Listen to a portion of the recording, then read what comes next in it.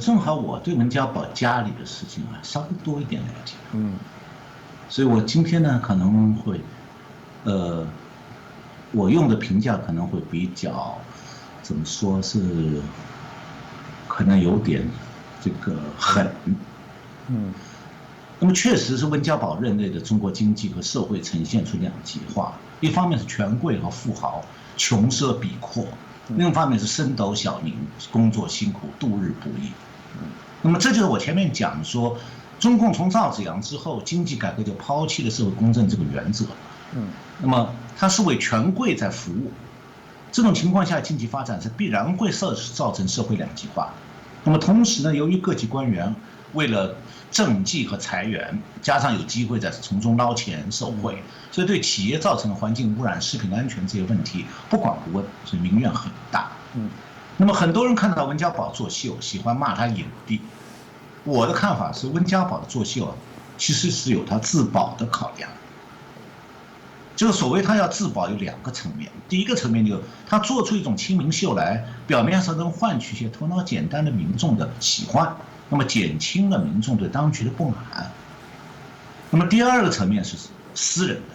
就是温家宝深知他只有通过亲民秀才能转移民众对他家腐败的关注。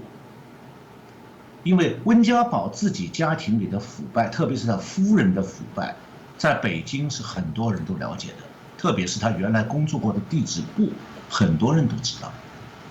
所以也是很容易引起社会关注的话题。也正因为如此，所以温家宝本人是好像很注意廉洁衣着简单，不上奢华，但是很虚伪。我刚才讲到这个温家宝作秀他有自保的考量，那一个是这个他要想减轻民众对当局政策的不满。第二个是温家宝深知道说他自己家里面的腐败，特别是他夫人的腐败，是个很多人都知道，特别是他自己所在的这个地质部那个系统里面，很多人都知道。那么这种情况下，所以他表面上本人是很注重廉洁、衣着简单、不伤奢华，但这是很虚伪的，因为中国官场盛行的是那种叫做一家两制，就是男的当官，女的经商。那么我把它叫做以官护商，就是老公用他的官位去保护他老婆捞钱，那么老婆捞足了钱呢，这个丈夫在官场上就可以装得很廉洁。你看我什么一分钱不收啊。那么温家宝家就是这个典型，一个很高层级的，几乎可以是最高层级典型。那温家宝他是技术人员出身，他被提拔到高层之前，原来是在甘肃省的地质队工作的，到北京以后呢，也先后在地质部工作。我呢是1978年考进北京的中国人民大学，那么之前我也是在安徽的一个地质队工作，因为同属于地质系统，所以我对温家宝到了地质部以后，他的状况是有所了解的。那温家宝刚到北京的时候是在地质部当一个司长，是非常谦恭低调。那么他太太叫张培丽，当时也跟着她丈夫一起调到地质部，在地质部的机关工会里做个小职员，干什么呢？每天到周末分电影票给大家送。那么以后温家宝步步高升了，他夫人也就调到地质部一个叫做资料局工作。最后温家宝呢升任总理，保持一种亲民的姿态。但是地质部了解温家宝家里情况的人是另有看法的。他的夫人张培丽是他自己当年在地质队的同事。那么这个张培丽1983年呢，利用他在地质部的关系和地位，参与筹建中国地质博物馆宝石、玉石陈列室和研究室。那么从这个时候开始，他就利用地质部掌握全国宝石矿产资源和宝石鉴定的这个机会，开始进入宝石经营行业，从此发了横财。张培丽在1990年首先发起成立中国宝石协会，1992到94年主持建立地质矿产部下面属的一个叫做国家珠宝玉石质量监督检验中心，然后又参与创建中国宝石协会的鉴定专业委员会，建立了中国珠宝贸易的产业标准。那么1995年，他又参与主持建立这个国家珠宝玉石质量检验师职业资格考核制度，并且组织成立所谓考核专家委员会。然后2000年，他又参与成立上海钻石交易所。那么中国的宝石经营就一直受政府监管，而张培利管理的这个国家珠宝玉石质量检验中心呢，就是政府授权的国家级的这个珠宝质量检验机构，那么承担珠宝玉石首饰这类产品的执法检验。那么哪家公司可以成立钻石加工厂，哪家企业获准进入珠宝市场，都要由他这个中心来批准。甚至每颗钻石的卖方要想证明他的钻石不是假的，要获得一种叫做钻石购买鉴定证书，这个证书也是张培利这个机构才能开得出来，才算数。所以这样的话呢，他自己当这个管行业的这个主管，监管宝石的生意，他自己开公司做什么？那么他是曾经担任中国这个珠宝玉石首饰管理中心主任和中国国家珠宝玉石质量监督检验中心主任，所以他是宝石行业监管机构的主管。同时，从1992年开始经商，他就游走在官员和商人这个两个角色中间。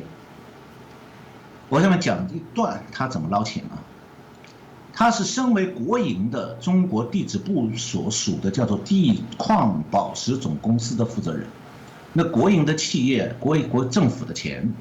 他用这笔钱，1993年建立了北京叫做戴蒙德宝石公司。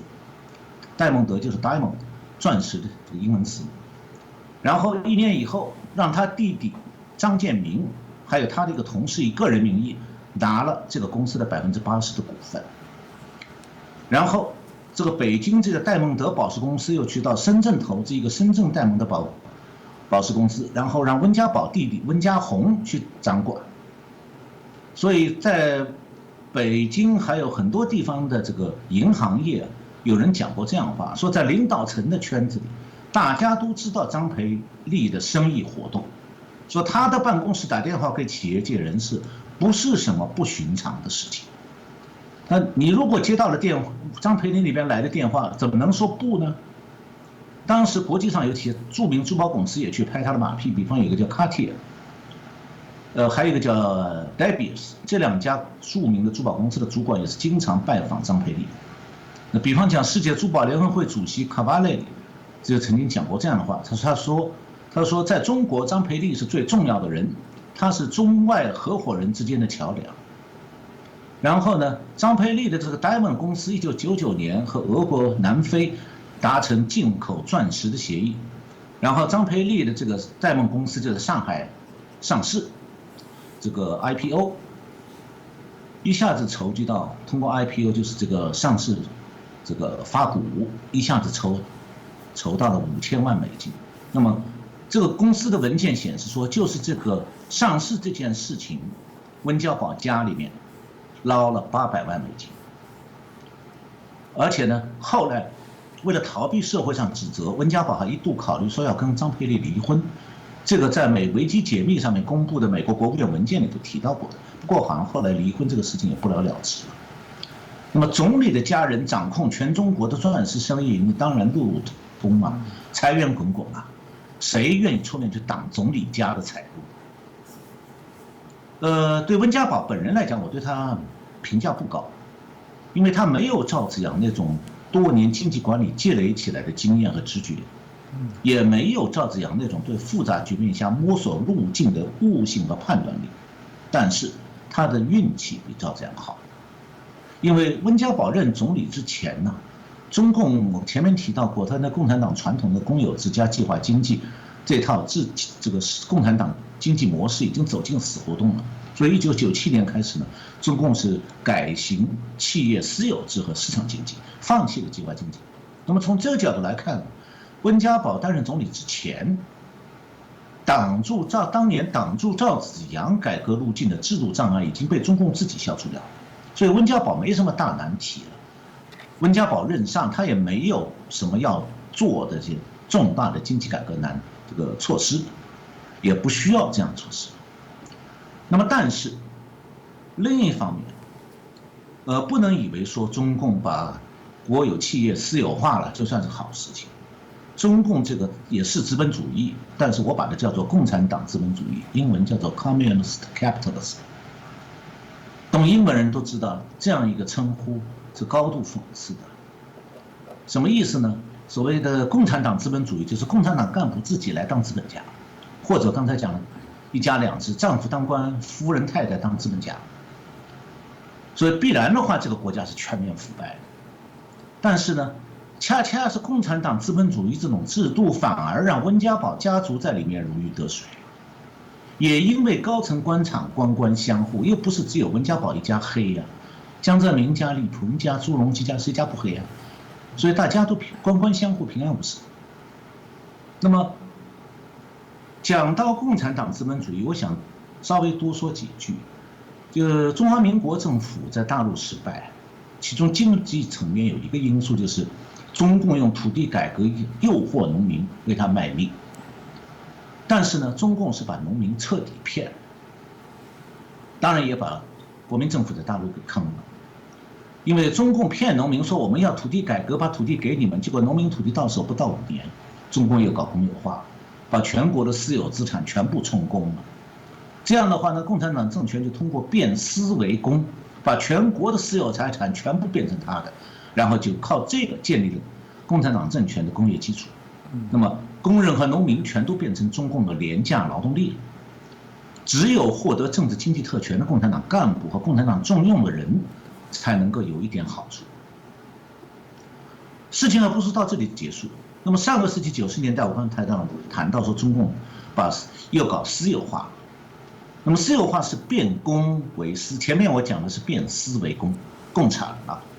现在呢是把共产得来的东西重新分。不是给民众哦，是给共产党干部，把他掠夺来的全额的巨额的公有资产就送到一部分共产党干部手里头。那么温家宝家族的发财史，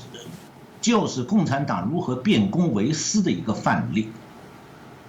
那么共产党的传统目标本来是要消灭资本主义的，毛泽东时代的红色中国是彻底消灭了私有制，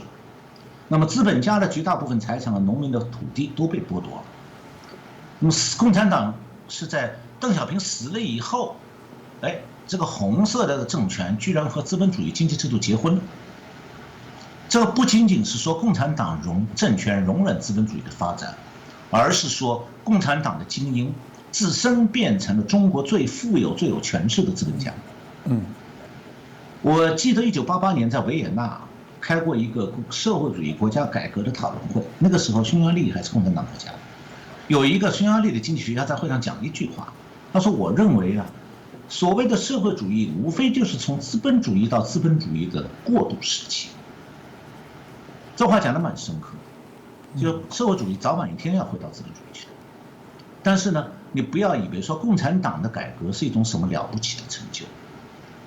如果共产党是坚决拒绝政治民主化，同时自己要实行经济改革，它结果只有一条。那就是共产党资本主义这条路，这条路是条非常可以让经济发展，但是它会让共产党利用共产党资本主义来巩固毛泽东留下来的专制体制，然后呢，红色权贵还有他们的亲属成为这个社会里最容易致富的群体，然后他们又理所当然的通过政治权力来保护自己这个特权集团。那么在共产党资本主义之下，腐败政治必然产生严重的社会分配不公。那么当财富和上升的机会被社会上层垄断的时候，庞大的社会底层必然产生对精英阶层的仇视，那么仇官仇富情绪会在全社会蔓延，然后就会产生习近平这样的领导人，一面是反腐败打击政敌，一面加强进一步政治高压。